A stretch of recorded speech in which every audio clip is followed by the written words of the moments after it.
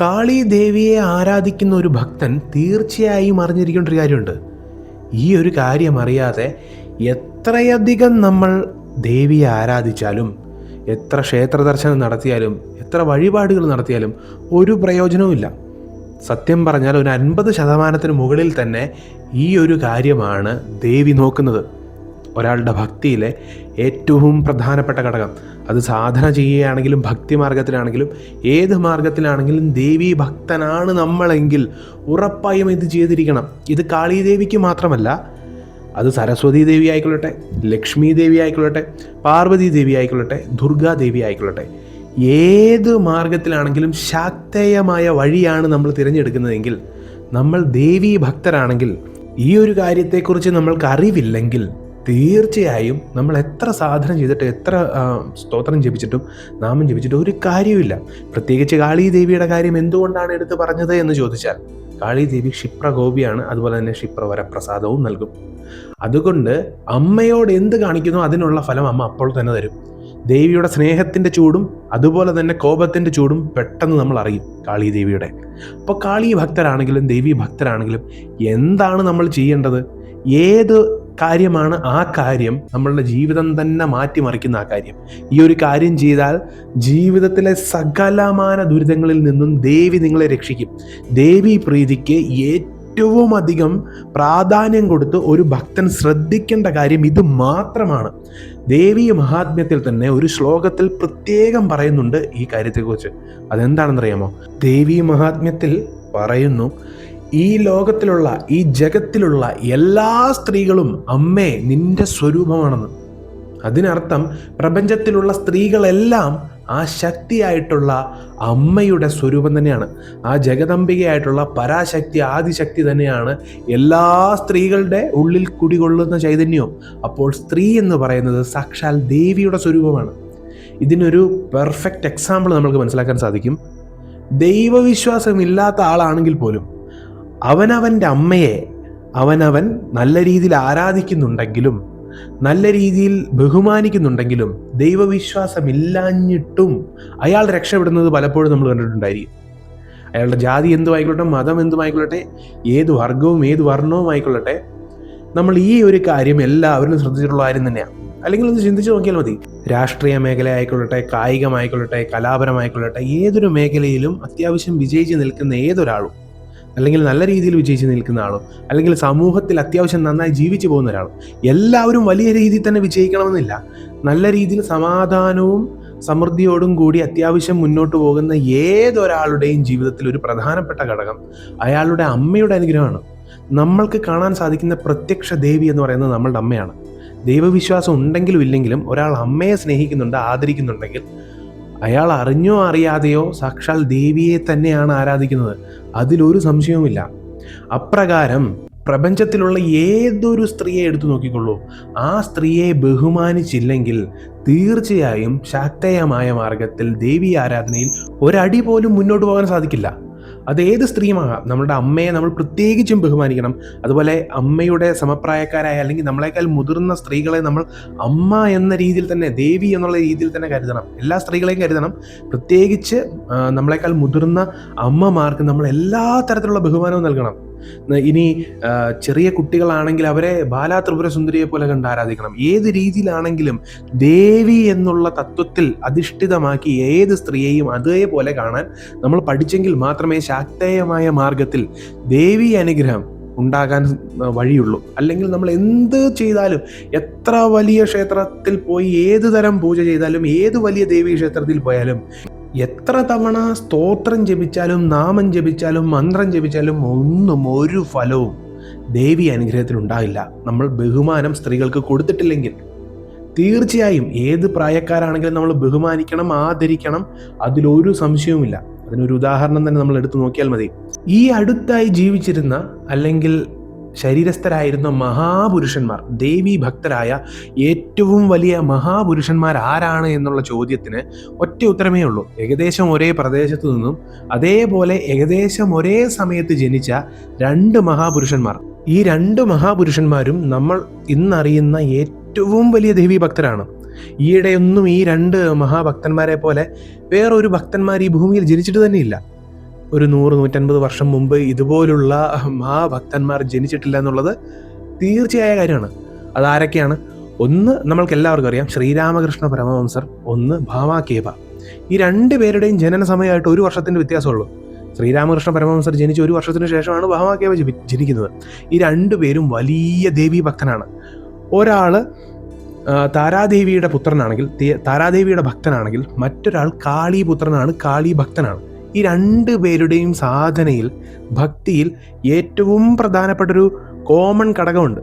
2 പേർക്ക് ഒരേപോലെ നമ്മൾക്ക് പറയാൻ സാധിക്കുന്ന ഒരു കോമൺ ഘടകമുണ്ട്. എന്താണെന്നറിയാമോ?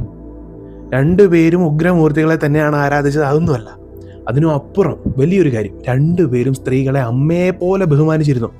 ഭാമാ കേബയുടെ കാര്യം എടുത്തു നോക്കിയാൽ, ഭാമാ കേബ ഏതൊരു സ്ത്രീയെ കണ്ടാലോ, അത് തന്നേക്കാൾ പ്രായം കുറഞ്ഞ സ്ത്രീകളായിരിക്കാം, തന്നേക്കാൾ മുതിർന്ന സ്ത്രീകളാണെങ്കിൽ പ്രത്യേകിച്ച് അമ്മയെ പോലെ കണ്ടാണ് ആരാധിച്ചിരുന്നത്.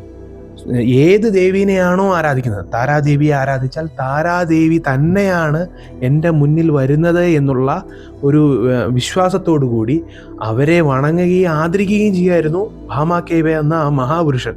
ഏതൊരു സ്ത്രീയെ കണ്ടാലും, നമ്മൾക്കറിയാം ഭാമാ കേബയെ വളരെ മോശമായി അവർ ഉപദ്രവിച്ചതിന് ശേഷം റാണി, ആ പ്രദേശത്തിൻ്റെ റാണി അടുത്ത് വരുമ്പോൾ ആ റാണിയോട് പോലും മകൻ ഒരു അമ്മയോട് എങ്ങനെയാണോ തൻ്റെ വിഷമങ്ങൾ പറയുന്നത്, ആ രീതിയിലാണ്. കാരണം അന്ന് ആ റാണിയെ പോലും ഭാമാ കേബ കണ്ടത് സ്വന്തം അമ്മയായിട്ടുള്ള താരയായിട്ടാണ്, തൻ്റെ ആരാധനാമൂർത്തിയായിട്ടുള്ള താരാദേവിയായിട്ടാണ്. അങ്ങനെ ഏതൊരു സ്ത്രീയിലും തൻ്റെ ആരാധനാമൂർത്തിയായ ദേവിയെ കൽപ്പിച്ചു കൊടുക്കാനും അങ്ങനെ ബഹുമാനിക്കാനും ഭാമാ കേബയ്ക്ക് സാധിച്ചു. അതുകൊണ്ടാണ് നമ്മൾ ഇന്ന് അറിയുന്ന മഹാദേവീ ഭക്തന്മാരിൽ 1-ാം സ്ഥാനത്തോ അല്ലെങ്കിൽ അതേ തലത്തിൽ നിൽക്കുന്ന 2 മഹാപുരുഷന്മാർക്ക് ഈ ക്വാളിറ്റി അല്ലെങ്കിൽ ഈ ഒരു ഗുണം വന്നത്. ഇനി ശ്രീരാമകൃഷ്ണ പരമഹംസരുടെ കാര്യം പ്രത്യേകം പറയേണ്ട കാര്യമേ ഇല്ല. ഏതൊരു സ്ത്രീയെ കണ്ടാലും ആ സ്ത്രീയെ എല്ലാം സ്വന്തം അമ്മ, ആരാധനാമൂർത്തി, കാളീ ദേവിയായിട്ട് കണ്ട് തന്നെയാണ് ശ്രീരാമകൃഷ്ണ പരമഹംസർ ആദരിച്ചിരുന്നത്, സ്നേഹിച്ചിരുന്നത്, ബഹുമാനിച്ചിരുന്നത്. ഏതൊരു സ്ത്രീയെ കണ്ടാലും, ഗുരു പോലും ഒരു സ്ത്രീയായിരുന്നു, ഭൈരവി ബ്രാഹ്മണി ദേവി. ആ ഗുരുവിനെ പോലും സ്വന്തം ദേവിയായിട്ട്, അതുപോലെ സ്വന്തം ഭാര്യ ശാരദാ ദേവിയെ പോലും ദേവിയായിട്ട് കണ്ട് ആരാധിക്കുകയും സ്നേഹിക്കുകയും ബഹുമാനിക്കുകയും ചെയ്തുകൊണ്ടാണ് ഈ 2 മഹാപുരുഷന്മാരും നമ്മൾ ഇന്ന് മനസ്സിലാക്കുന്നതിൽ വെച്ച് ഏറ്റവും വലിയ ദേവീ ഭക്തരായി അറിയപ്പെടുന്നത്. അപ്പോൾ ഇതിനർത്ഥം എന്താണ്? ദേവീ ഭക്തിയിൽ അല്ലെങ്കിൽ ദേവീ സാധന തന്നെ എടുത്താലും ഏറ്റവും പ്രധാനപ്പെട്ടൊരു കടമ്പയാണ് സ്ത്രീകളെ ബഹുമാനിക്കുക എന്നുള്ളത്. ദേവി ഏത് തരത്തിലുള്ള ദേവി ആരാധനയാണെങ്കിലും, അത് മഹാലക്ഷ്മിയായിട്ട് ആരാധിച്ചുകൊള്ളട്ടെ, പാർവതി ദേവിയായിട്ട് ആരാധിച്ചുകൊള്ളട്ടെ, ദേവിയുടെ ഏത് സ്വരൂപമായിട്ട് ആരാധിച്ചാലും അവിടെ നമ്മൾക്ക് ഈ ഒരു കാര്യം, ഒരു കോമൺ എലമെൻ്റ് ഉണ്ട്. അതായത് ഇപ്പോൾ ചിലപ്പോൾ ഉഗ്രമൂർത്തിനെ ആരാധിക്കുന്ന രീതി ആയിരിക്കില്ല സൗമ്യമൂർത്തികളെ ആരാധിക്കുന്നത്. ദേവിക്ക് തന്നെ സൗമ്യവും ഉഗ്രവുമായിട്ടുള്ള ഭാവവ്യത്യാസങ്ങളുണ്ട്, അത്യുഗ്ര ഭാവങ്ങളുണ്ട്. എല്ലാം ഉണ്ടെങ്കിലും ദേവിയിൽ കോമൺ ആയിട്ട് നമ്മൾ എപ്പോഴും ഒരേപോലെ കണ്ടുവരുന്ന ഒരേ ഒരു സ്വഭാവം എന്ന് പറയുന്നത്, സ്ത്രീകളെ ബഹുമാനിക്കുന്ന ഭക്തരോട് ആനുകൂല്യം ദേവി കുറച്ച് കൂടുതൽ കാണിക്കും. അതൊരു സംശയമില്ല. പ്രത്യേകിച്ച് ഇതൊരു നല്ലത് എന്ന് പറയാൻ സാധിക്കില്ല. എങ്ങനെ? ഇങ്ങനെയും കൂടെ ചെയ്താൽ കുറച്ചുകൂടെ നല്ലതാണ്, അങ്ങനല്ല. ഇത് ഇല്ലാതെ മുന്നോട്ട് പോകാനേ സാധിക്കില്ല. ഇത് ഇമ്പോർട്ടൻ്റ് ആണ്. ഇതില്ലാതെ മുന്നോട്ട് പോകാൻ സാധിക്കില്ല. നിങ്ങൾ ഇത്രയൊക്കെ ചെയ്തില്ലേ, ഇതിൻ്റെ കൂടെ ഇതും കൂടെ ചെയ്താൽ നല്ലതാണ്. നിങ്ങൾ ദേവിയുടെ സ്തോത്രം ജപിക്കുന്നു, മന്ത്രം ജപിക്കുന്നു, അതുപോലെ ക്ഷേത്രത്തിൽ പോകുന്നു, അതിൻ്റെ കൂടെ ഈ ഒരു കാര്യം കൂടെ ചെയ്താൽ വളരെ നല്ലത് എന്നുള്ളതല്ല. ഇത് ചെയ്തില്ലെങ്കിൽ വേറെ ഏത് കാര്യം ചെയ്താൽ അത് ഫലിക്കില്ലെന്നുള്ളതാണ്. നല്ലതെന്നുള്ളതിനപ്പുറം ഇത് ആവശ്യമാണ്, അത്യാവശ്യമാണ്. ഇതില്ലാതെ മുന്നോട്ട് പോകാൻ പറ്റില്ല. പിന്നെ എത്രത്തോളം നമ്മൾ നല്ല രീതിയിൽ ബഹുമാനിക്കുന്നു, ആദരിക്കുന്നു, അതിനനുസരിച്ച് നമ്മൾക്ക് അഭിവൃദ്ധിയും ഉണ്ടാവും. പ്രത്യേകിച്ചും ദേവീ കടാക്ഷമില്ലാതെ ലോകത്തൊന്നും നേടാൻ സാധിക്കില്ല. സാമ്പത്തികമാണെങ്കിലും ആത്മീയമാണെങ്കിലും, പ്രത്യേകിച്ച് ഈ കലിയുഗത്തിൽ പെട്ടെന്ന് നമ്മൾക്ക് സാമ്പത്തികപരമായിട്ടുള്ള നേട്ടം വേണം, ബിസിനസ് ആയിക്കൊള്ളട്ടെ, കലയായിക്കൊള്ളട്ടെ, ഏത് മേഖലയായിക്കൊള്ളട്ടെ, പെട്ടെന്ന് വിജയം വേണമെങ്കിൽ അവിടെ ദേവീ അനുഗ്രഹം വേണം. അതിൽ ഒരുപാട് പേര് ഇതറിഞ്ഞുകൊണ്ട് ദേവീ ക്ഷേത്രങ്ങളിൽ പോകാറുണ്ട്, മഹാക്ഷേത്രങ്ങളിൽ തന്നെ പോകാറുണ്ട്, ആരാധന നടത്താറുണ്ട്, അതുപോലെ തന്നെ പലതരത്തിലുള്ള വഴിപാടുകൾ നടത്താറുണ്ട്. എങ്കിലും പലർക്കും വലിയ പ്രയോജനം കിട്ടുന്നില്ലെങ്കിൽ അതിന് ഒരേ ഒരു കാരണമേ ഉള്ളൂ: സ്ത്രീകളെ ബഹുമാനിക്കുന്നില്ല. സ്ത്രീകളെ ബഹുമാനിക്കാത്ത ഒരു ഇടത്ത് ഒരു ഭക്തൻ്റെ ഹൃദയത്തിൽ ദേവി കുടികൊള്ളില്ല എന്നുള്ള സത്യം നമ്മൾ മനസ്സിലാക്കണം.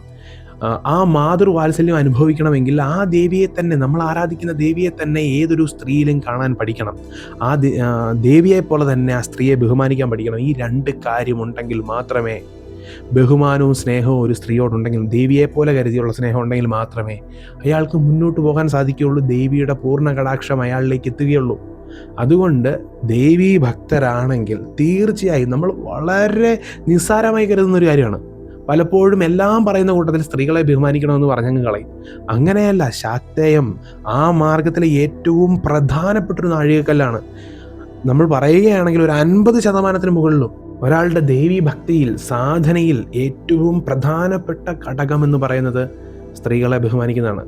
പ്രത്യേകിച്ച് അമ്മമാരെ, നമ്മളുടെ അമ്മമാരെ നമ്മൾ ബഹുമാനിക്കുകയാണെങ്കിൽ, മുത്തശ്ശിമാരെ, അമ്മമാരെ ഒക്കെ നമ്മൾ ബഹുമാനിക്കുമ്പോഴും നമ്മൾ അറിഞ്ഞോ അറിയാതെയോ പ്രത്യക്ഷമായ ദേവിയെയാണ് ആദരിക്കുന്നത്, സ്നേഹിക്കുന്നത്. ആ രീതിയിൽ തന്നെ, ആ ഒരു കാര്യം കൊണ്ട് തന്നെ നമ്മൾക്ക് ഒരുപാട് ഉയർച്ച ഉണ്ടാവും. അതുകൊണ്ട് ഒരിക്കലും നമ്മളെക്കാൾ മുതിർന്ന സ്ത്രീകളെ പ്രത്യേകിച്ചും കളിയാക്കുകയോ പരിഹസിക്കുകയോ ഒന്നും ചെയ്യരുത്. അവരെ വേദനിപ്പിക്കരുത്. സ്ത്രീകളെ വേദനിപ്പിക്കുകയേ അരുത്. അങ്ങനെ ഒരു നിലയിൽ എത്തുകയാണെങ്കിൽ ദേവീ കടാക്ഷം, പ്രത്യേകിച്ച് ഞാൻ പറയുന്നത് ദേവീ ഭക്തരാണെങ്കിൽ ദേവീ കടാക്ഷം വേണമെങ്കിൽ മുതിർന്ന സ്ത്രീകളോടൊക്കെ നല്ല രീതിയിൽ പെരുമാറണം. അവരോടൊക്കെ സ്നേഹവും ആദരവും കാട്ടി തന്നെ മുന്നോട്ട് പോകണം. എങ്കിൽ മാത്രമേ പൂർണ്ണമായൊരു ദേവീ കടാക്ഷം ഉണ്ടാകുകയുള്ളൂ. അങ്ങനെ പൂർണ്ണ ദേവീ കടാക്ഷം ഉണ്ടായാൽ തീർച്ചയായിട്ടും ജീവിതത്തിൽ വലിയ വിജയങ്ങളുണ്ടാവും. ഒരു സംശയമില്ല. പലർക്കും ഈ ഒരു കാര്യം അറിയില്ല. അതിന് പകരം പലരും വലിയ ഹോമങ്ങൾ നടത്താറുണ്ട്, ദേവീ ക്ഷേത്രങ്ങളിൽ ചെന്ന് വലിയ വഴിപാടുകൾ നടത്താറുണ്ട്. പക്ഷേ ഈ ഒരു ചെറിയ കാര്യം അവർക്ക് മിസ്സാകാറുണ്ട്. അതുകൊണ്ട് തന്നെ ഈ ഒരു ചെറിയ കാര്യത്തെ മാറ്റി നിർത്തിക്കൊണ്ട് എത്ര വലിയ കാര്യം ചെയ്തിട്ടും കാര്യമില്ല.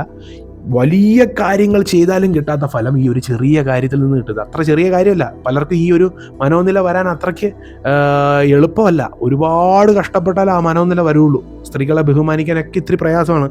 അമ്മമാരെ ബഹുമാനിക്കാനൊക്കെ ഇത്തിരി പ്രയാസമാണ്. ആദരിക്കാൻ ഒരു പ്രയാസമാണ്. പലപ്പോഴും നമ്മളുടെ ഉള്ളിലൊരു ഈഗോ, നമ്മളുടെ ഒരു അഹന്ത, അത് നമ്മളെ പലപ്പോഴും ഇങ്ങനെയുള്ള കാര്യങ്ങൾ ചെയ്യുന്നതിൽ നിന്ന് പുറകിലോട്ട് വലിക്കും. ഇപ്പോൾ ആണുങ്ങളൊക്കെ ആണെങ്കിൽ എന്തുകൊണ്ട് സ്ത്രീകളെ ബഹുമാനിക്കണം എന്നൊക്കെയുള്ള ചിന്തയാണെങ്കിൽ തീർച്ചയായിട്ടും നിങ്ങൾ ഒരു കാര്യം മനസ്സിലാക്കിക്കോളൂ, ദേവീ കടാക്ഷം കിട്ടാൻ പോകുന്നില്ല.